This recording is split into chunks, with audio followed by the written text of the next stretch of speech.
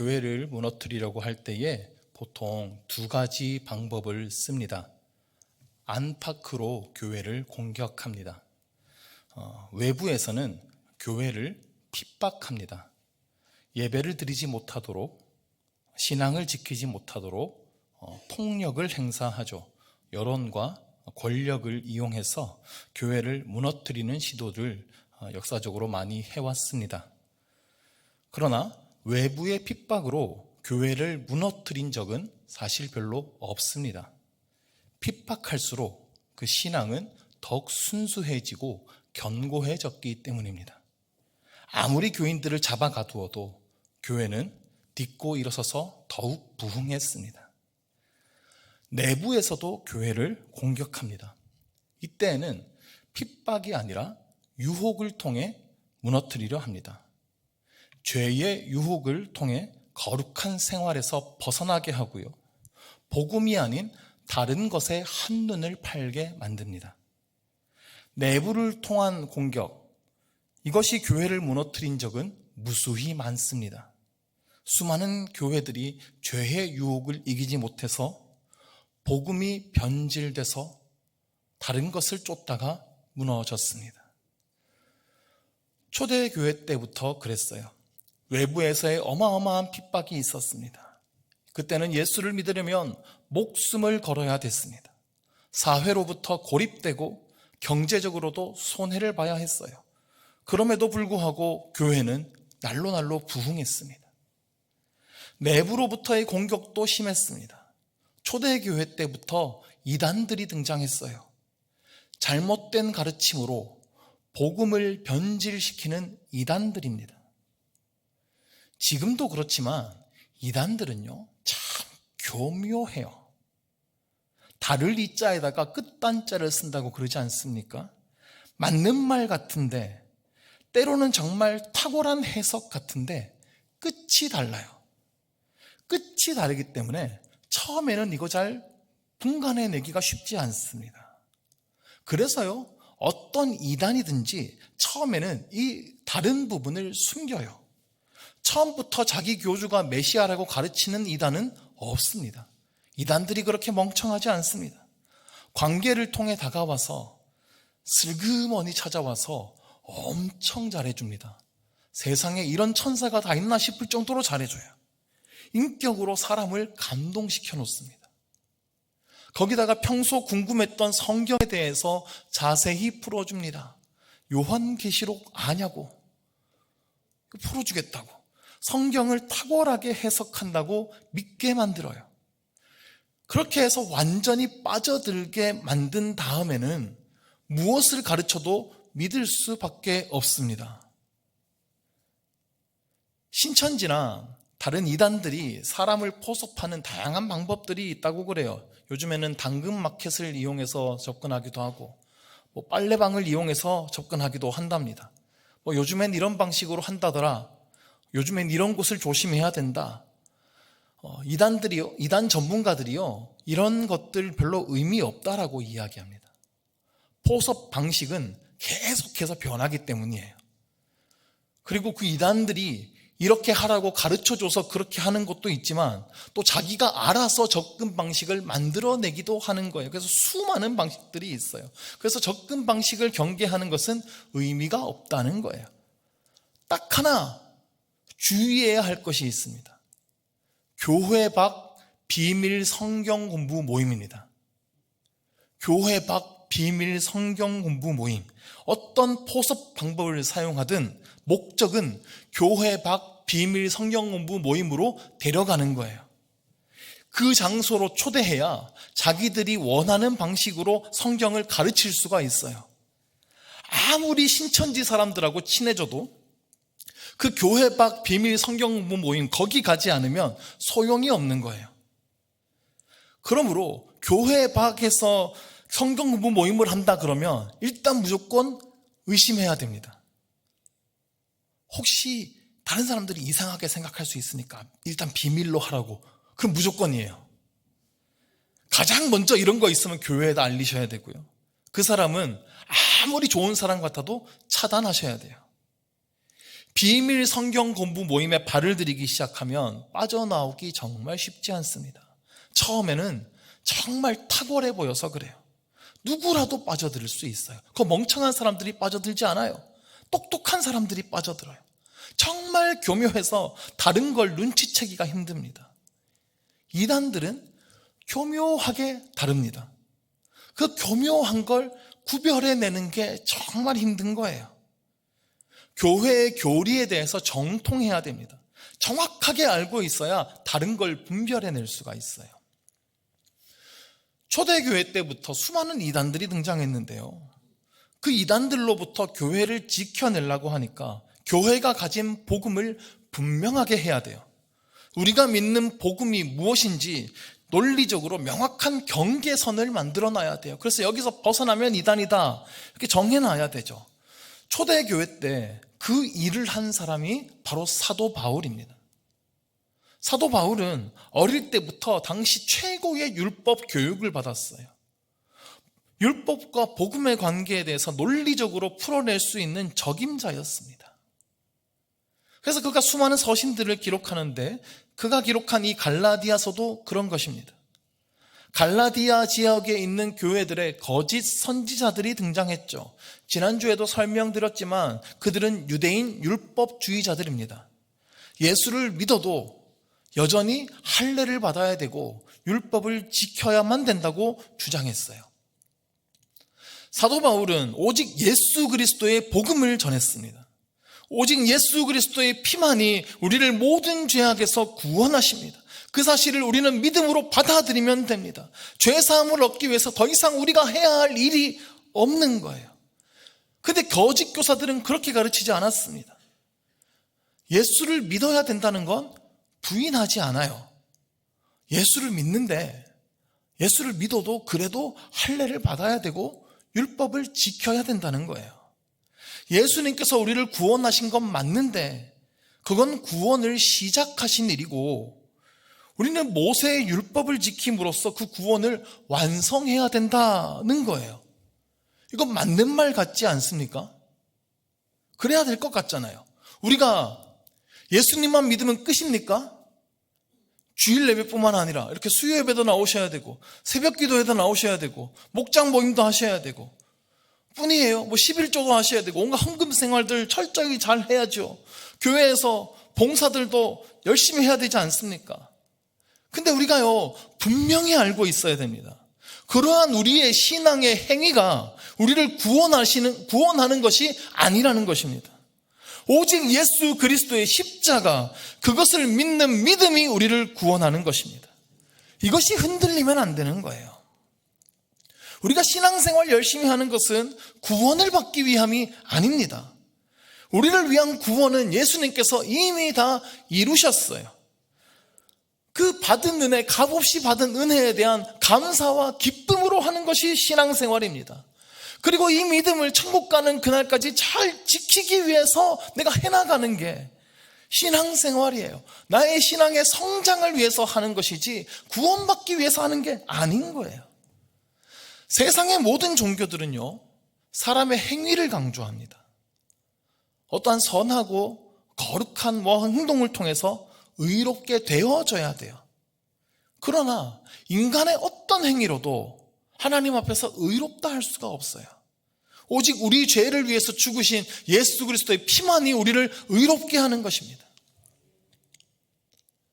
가톨릭에서도요 고해성사라는 걸 합니다. 자신의 죄를 신부님께 고백하면 그 신부님은 그에 합당한 과제를 줘요.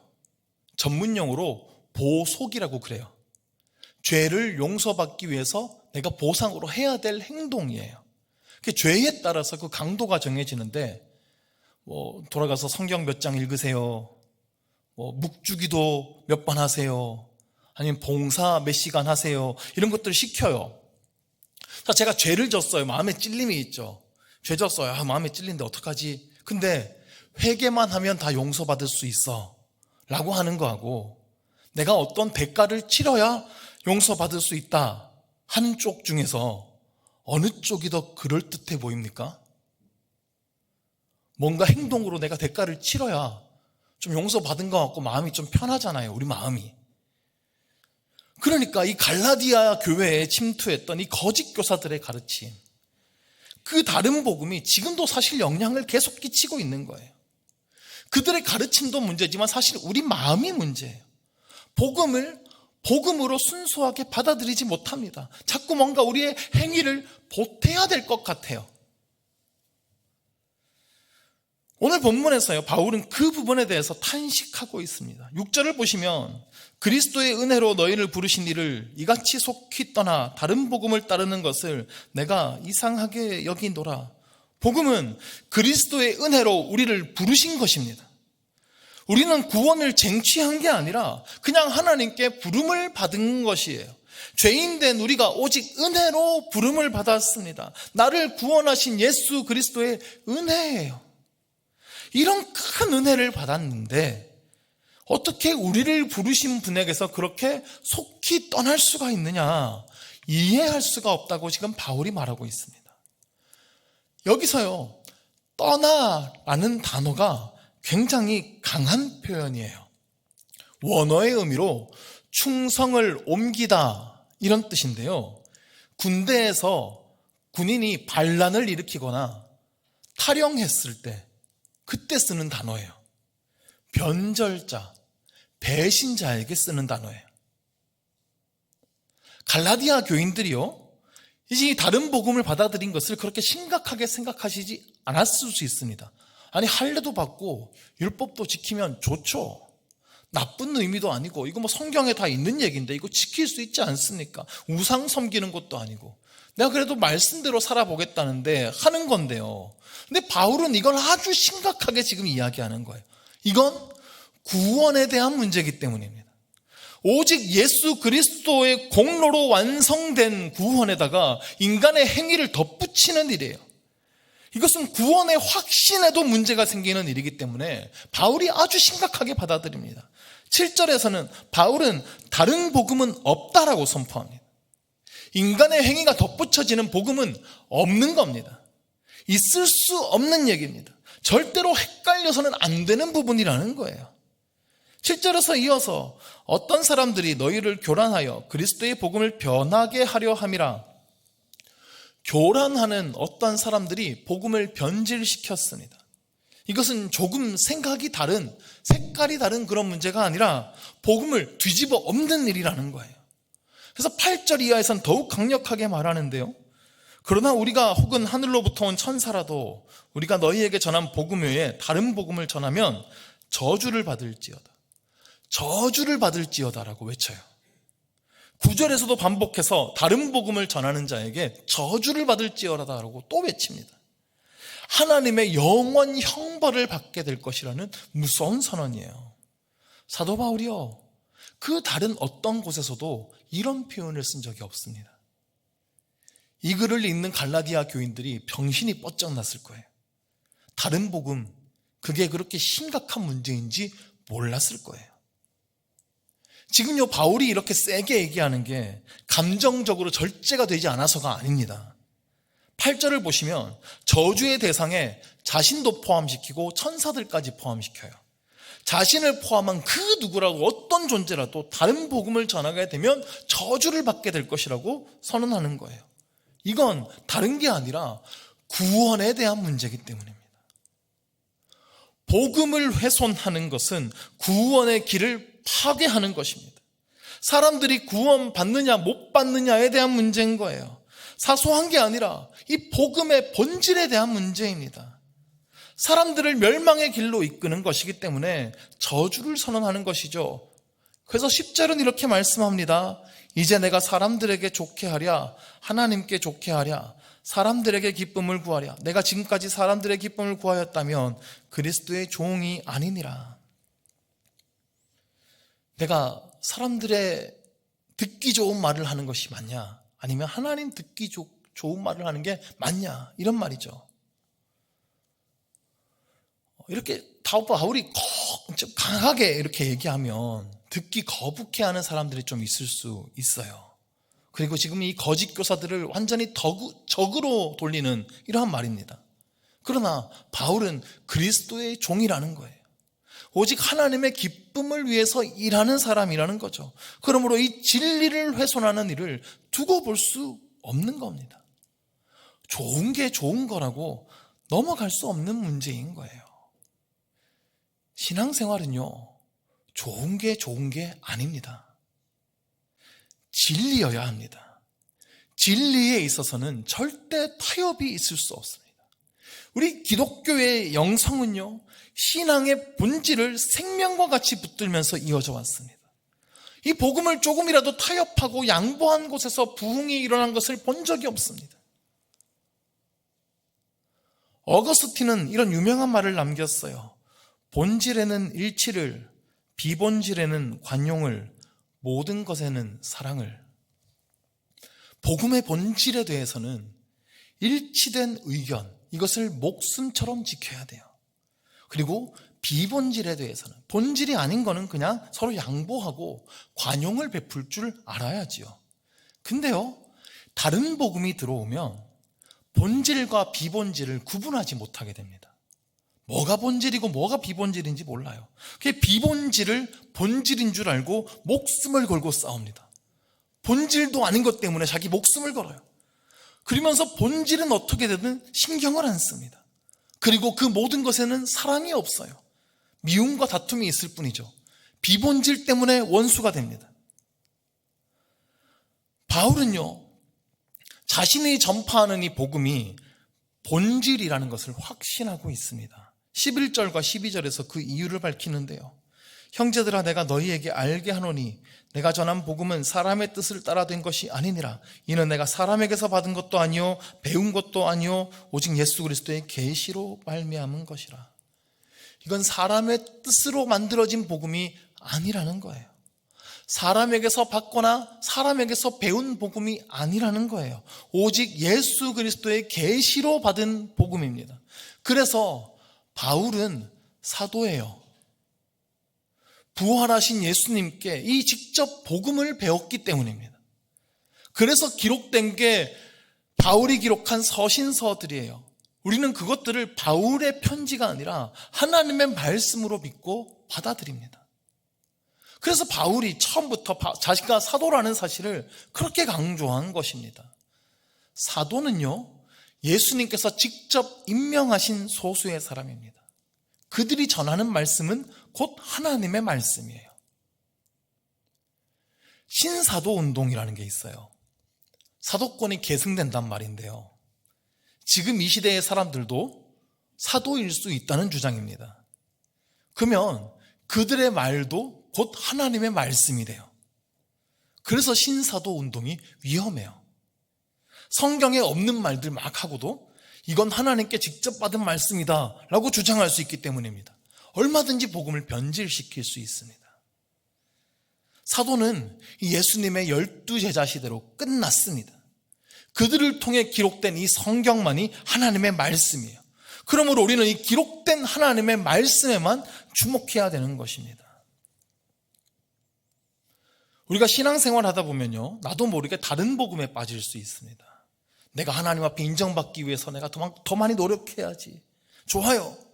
근데 자칫하면 이게 다른 복음으로 빠질 수 있습니다.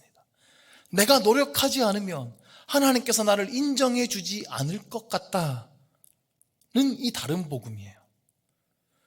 그리스도께서는 내가 죄인이었을 때에 나를 사랑하셨습니다.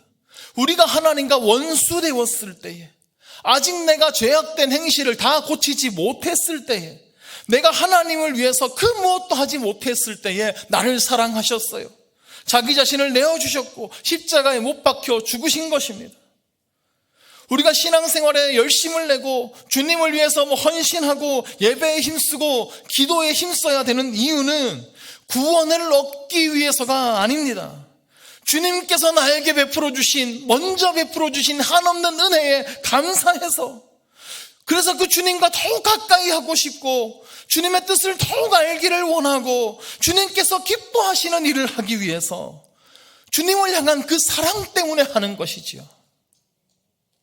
이 은혜보다 나의 행위가 없으면요, 신앙생활에 재미가 없어요. 신앙생활은 열심히 하는데 기쁨이 없어요. 그 안에 행복이 없어요. 그 안에 생명이 없습니다. 교회는 오는데 의무감 때문에 억지로 와요. 안 오면 찝찝하니까. 수요예배 피곤한데 괜히 또 안 오면은 내일 또 목장 예배 가서 왜 또 안 왔어? 이러면 또 그 말이 듣기 싫으니까 그냥 또 와 있고, 찬양은 하는데 마음에 기쁨도 없고 눈물도 없는 거예요. 기도는 하고 예배는 하는데 정신은 딴 데 가 있어요. 봉사는 하는데 마음속에 막 불평불만만 가득합니다. 내가 언제까지 이걸 해야 되나? 아파 죽겠는데. 신앙생활이 아니라 그냥 습관적인 종교생활이 돼버린 거예요. 이거 벗어나지도 못해요. 나는 언제 여기서 벗어날 수 있으려나? 은퇴하면 되려나? 요즘에 명예가 돼도 계속 일을 지켜먹는데 이거 신앙생활 이런 거 아니잖아요. 일하러 오신 거 아니잖아요. 이런 분들의 신앙을 점검해 보면요, 예수 그리스도의 십자가가 없어요. 자기의 행위만 가득합니다. 내가 교회를 얼마나 다녔고, 내가 직분을 언제 받았고, 내가 교회를 위해서 뭐 어떤 봉사를 내가 얼마나 했는지. 우리의 고백에는요, 언제나 이 십자가의 은혜가 있어야 하는 것입니다. 나 같은 쓸모없는 죄인을 주님께서 부르셨고 나를 구원해 주셨다고, 지금도 그 주님의 사랑만 생각하면 눈물이 난다고, 날 구원해 주신 것도 감사하고, 내가 지금까지 살아온 것도 감사하고, 내가 이렇게 주님을 섬길 수 있는 것도 감사하다고 고백할 수 있게 되는 것입니다. 언제부턴가 우리의 입술에서 이 고백이 사라졌다면, 우리의 예배에서 이 기쁨과 행복이 사라졌다면, 은혜가 사라졌다면 우리의 신앙을 정말 점검해 보아야 합니다. 여러분에게는 정말 오직 예수 그리스도의 십자가가 나의 모든 죄를 사하셨다는 그 확신이 있으십니까? 그 은혜가 있으십니까? 혹 내가 어제 한 어떤 나만 아는 그 잘못된 행동, 그게 마음에 걸려서 천국에는 갈 수 있으려나? 혹은 나 이전에 어떤, 그래도 내가 이만큼 했는데 그래서 그것 때문에 내가 구원받을 수 있진 않을까? 모두 다른 복음입니다. 예수 그리스도께서 나의 죄를 사하셨다는 이 단순한 복음, 이 복음이 우리 안에 날마다 새롭게 자리 잡을 수 있게 되기를 간절히 원합니다. 이 복음의 감격이 우리 안에 날마다 새로워질 때에 우리는 하루하루의 신앙생활을 기쁨과 감사로 하게 될 줄로 믿습니다. 습관적인 그냥 신앙생활이 아니라 활력이 넘치는 기쁨과 행복이 있는 신앙생활을 하게 될 것입니다. 이 복음의 감격을 회복할 수 있는 저와 여러분 될 수 있기를 주의 이름으로 간절히 축원합니다. 함께 찬양하며 기도하기 원하는데요, 오직